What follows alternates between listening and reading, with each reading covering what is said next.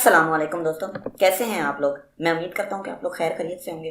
दोस्तों, आज हम लोग PHY 301 का लेक्चर नंबर 1 स्टार्ट करने लगे हैं।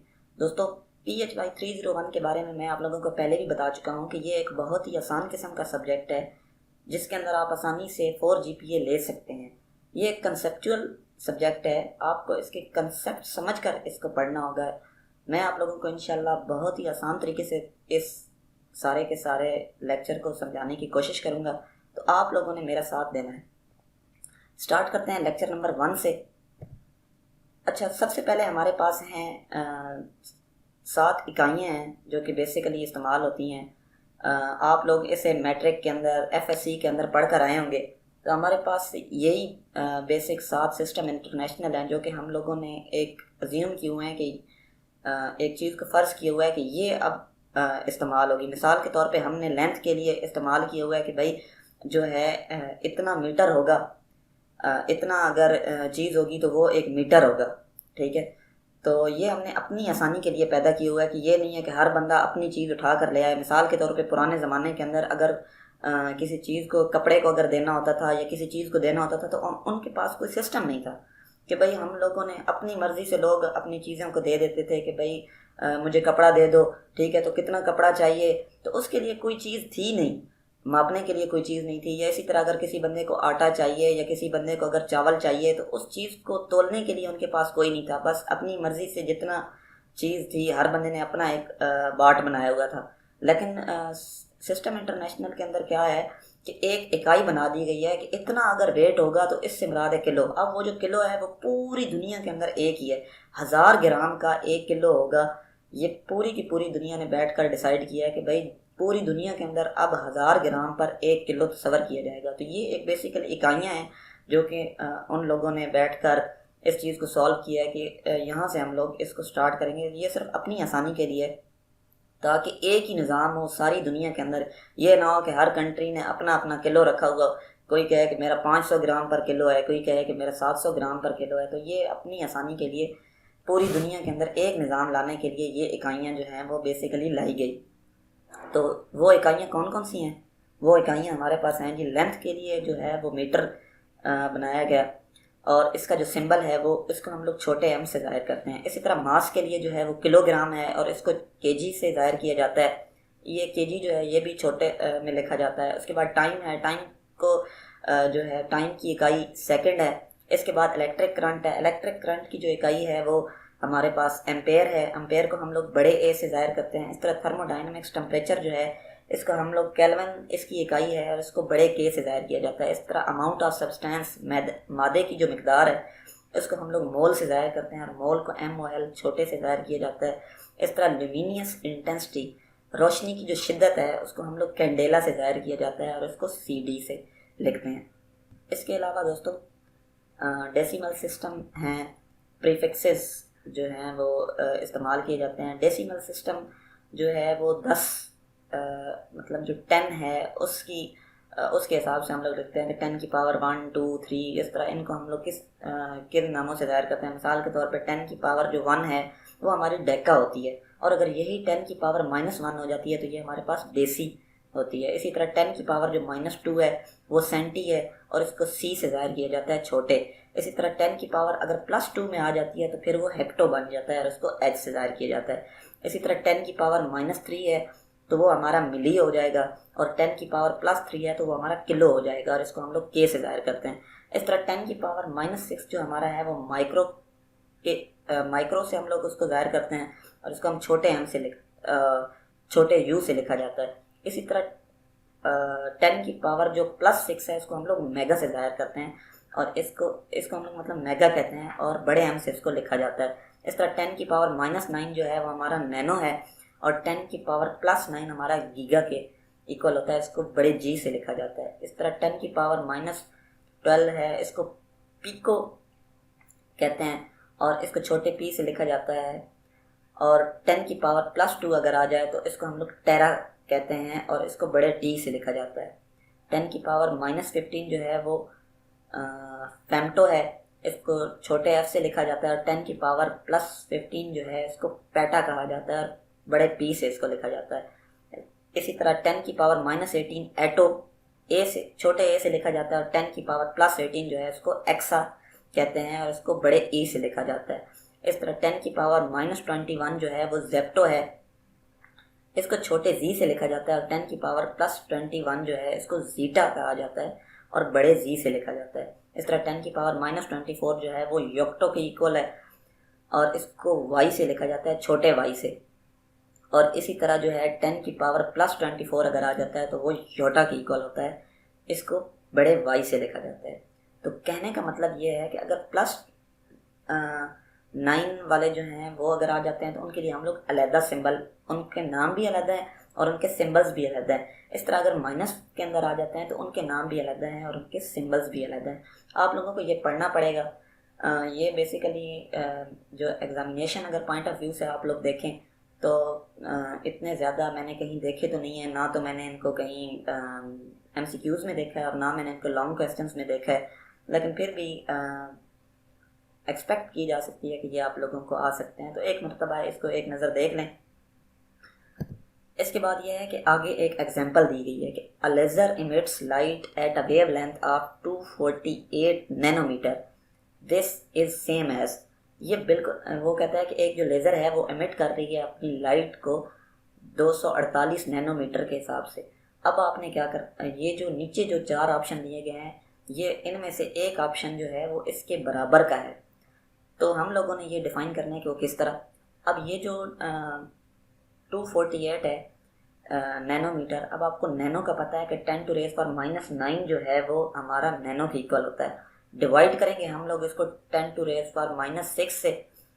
अब जो ऊपर जो -9 है वो नीचे हमारे पास आकर प्लस का 9 बन जाएगा, तो ये हमारे पास +9 और माइनस जो 6 है ये दोनों आपस के अंदर माइनस होंगे, तो हमारे पास 10⁻³ जो है वो आंसर आएगा।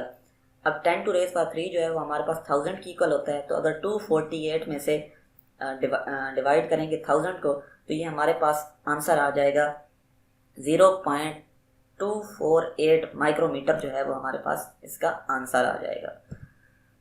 सब एटॉमिक एलिमेंट्स, तो सब एटॉमिक एलिमेंट्स जो हैं वो हमारे पास 3 हैं, इलेक्ट्रॉन्स, प्रोटॉन, न्यूट्रॉन। बचपन से ही हम लोग सुनते आए हैं कि इलेक्ट्रॉन जो होता है वो हमारे पास नेगेटिवली चार्ज पार्टिकल है, प्रोटॉन पे हमारे पास पॉजिटिव चार्ज होता है, और न्यूट्रॉन जो है उस पर कोई चार्ज नहीं होता है। इस तरह मैंने आपको पिक्चर में भी शो किया हुआ है कि जो इलेक्ट्रॉन्स होते हैं वो हमेशा ऑर्बिट में रहते हैं, प्रोटॉन और न्यूट्रॉन जो होते हैं वो हमेशा न्यूक्लियस के अंदर होते हैं। नेक्स्ट है electron and proton in an item. Electron और प्रोटॉन आइटम के अंदर किस तरह एटम के अंदर किस तरह रहते हैं।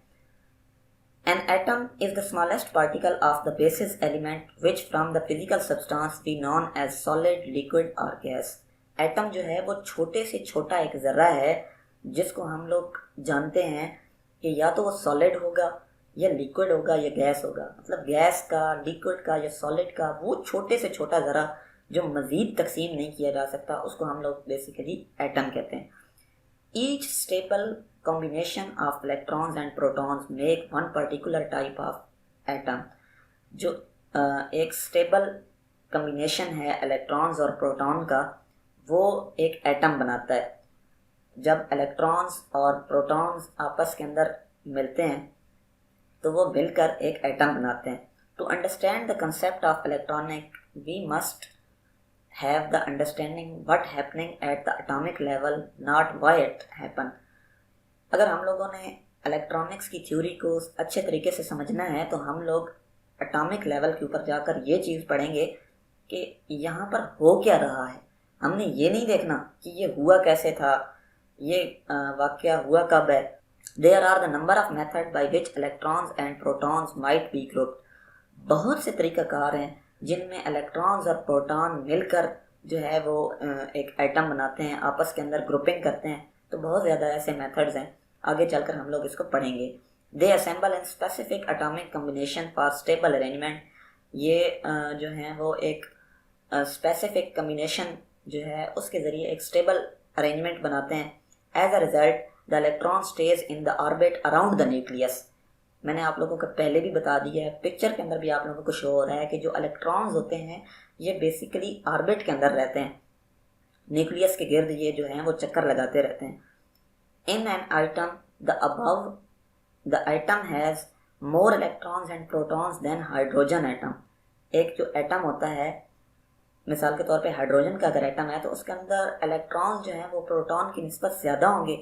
All the protons in the nucleus, protons जो न्यूक्लियस के अंदर हैं उससे जो इलेक्ट्रॉन्स होंगे वो ज़्यादा होंगे। While all electrons in one or more rings around the nucleus, the proton in the nucleus make it heavier and stable part of the atom because it is 1840 times heavier than the electrons.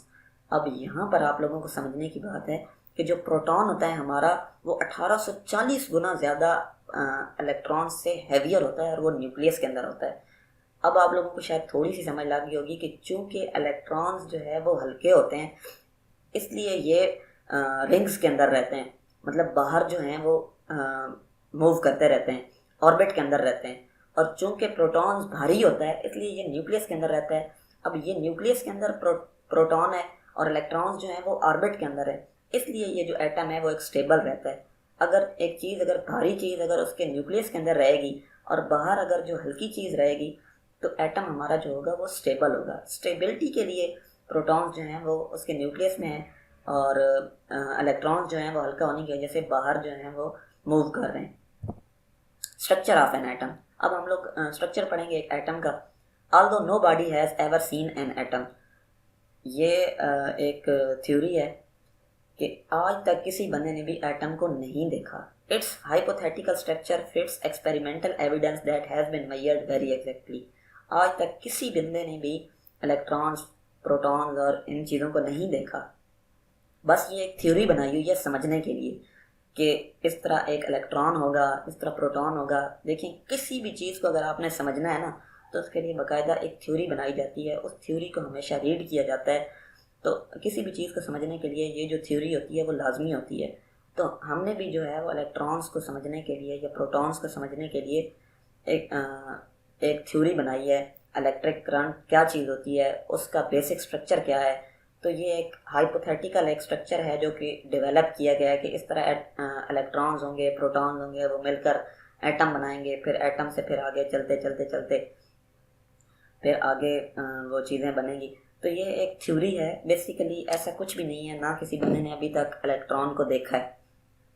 The size and electrical charge of the invisible particles are indicated by how much they are affected or known forces. Our present plenty model of the atom is proposed by the Neil Bohr in 1930. आज का ये जो model है, जो कि atom का जो model है, ये नील बोहर ने 1913 के अंदर जो है वो बताया था। The nucleus contains protons for all the positive charge in the atom. जितने भी पॉजिटिव चार्ज हैं, मैंने आप लोगों को पहले ही बता दिया कि प्रोटॉन हमेशा न्यूक्लियस के अंदर रहता है। The number of protons in the nucleus is equals to the number of plenty of electrons. जितने भी इलेक्ट्रॉन्स हैं और प्रोटॉन्स ये दोनों इक्वल होते हैं। जो ऑर्बिट के अंदर आप लोगों के जो प्रोटॉन्स हैं और जो आप लोगों के जो न्यूक्लियस के अंदर जो प्रोटॉन्स हैं, इनमें कोई फ़र्क नहीं होता, दोनों इक्वल्स होते हैं। The positive and negative charges are as the electrons and protons has equals and opposite charges. Positive और नेगेटिव जो चार्जेस होते हैं, मतलब इलेक्ट्रॉन और प्रोटॉन्स जो हैं वो दोनों इक्वल होते हैं, लेकिन दोनों पर अपोजिट चार्ज होता है, एक पर पॉजिटिव और एक पर नेगेटिव चार्ज होता है। The orbits for plenty electrons are also called shells और एनर्जी सेल्स। जो ऑर्बिट होते हैं इलेक्ट्रॉन्स के, उनको हम लोग एनर्जी शेल्स, एनर्जी लेवल्स या शेल कहते हैं, जिनके अंदर इलेक्ट्रॉन्स घूमते हैं। ये जो रिंग्स हैं इनको हम लोग शेल या एनर्जी लेवल भी कहते हैं। नेक्स्ट है जी stable particles in the atom. Stable particles कौन कौन से हैं? पार्टिकल्स हमारे पास पहला है जी इलेक्ट्रॉन्स। इलेक्ट्रॉन्स हमेशा ऑर्बिटल शेल्स में रहते हैं, मतलब बाहर उसके घूमते रहते हैं। पिक्चर में भी आपको शो हो रहा है। इस पर चार्ज होता है 0.16 मल्टीप्लाई बाई 10⁻⁻18 C और इस पर नेगेटिव चार्ज होता है। इसका जो मास है 9.108 मल्टीप्लाई बाई 10⁻28 G। नेक्स्ट है जी प्रोटॉन। प्रोटॉन हमारा जो है वो न्यूक्लियस के अंदर रहता है, पिक्चर के अंदर भी आप लोगों को शो हो रहा है। इस पर 0.16 मल्टीप्लाई बाई 10⁻18 C और इस पर पॉजिटिव चार्ज होता है। इसका जो मास है 1.672 मल्टीप्लाई बाई 10⁻24 G। नेक्स्ट है न्यूट्रॉन। न्यूट्रॉन जो है वो भी न्यूक्लियस के अंदर होता है और उस पर कोई चार्ज नहीं होता। इसका जो मास है वो है 1.675 मल्टीप्लाई बाई 10⁻⁻24 G।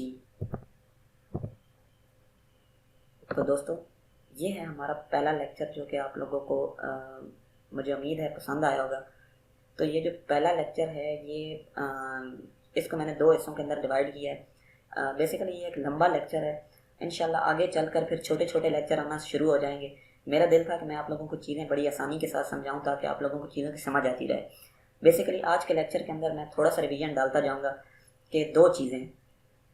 सबसे पहले हमारे पास होता है इलेक्ट्रॉन्स और प्रोटॉन्स। इलेक्ट्रॉन्स और प्रोटॉन्स जो हैं वो मिलकर हमारा एक एटम बनाते हैं। इलेक्ट्रॉन्स पर नेगेटिव और प्रोटॉन्स पर हमारा पॉजिटिव चार्ज होता है। इस तरह जो इलेक्ट्रॉन्स होते हैं वो हमारे ऑर्बिटल शेल्स के अंदर हमेशा घूमते रहते हैं और जो प्रोटॉन्स होते हैं वो हमारे जो हैं वो न्यूक्लियस के अंदर रहते हैं। इन दोनों की मिकदार बराबर होती है। जितने हमारे पास इलेक्ट्रॉन्स होंगे उतने ही हमारे पास प्रोटॉन्स होंगे। इलेक्ट्रॉन्स जो हैं वो एक हल्का पार्टिकल है इसलिए वो बाहर घूमता रहता है और प्रोटॉन्स जो हैं वो हमारा भारी होते हैं इसलिए वो हमारे न्यूक्लियस के अंदर रहते हैं ताकि हमारा जो एटम है वो हमारा स्टेबल रहे। उम्मीद करता हूँ दोस्तों आप लोगों को आज के लेक्चर की समझ आई होगी। अगर आप लोगों को किसी बात की भी समझ नहीं आई तो मेरा जीमेल जो है वो आप लोगों को अपनी स्क्रीन पर नज़र आ रहा होगा। आप मुझे इस जीमेल के ऊपर मैसेज कर सकते हैं। मैं इंशाल्लाह आप लोगों की क्यूरीज को सॉल्व करने की कोशिश करूँगा।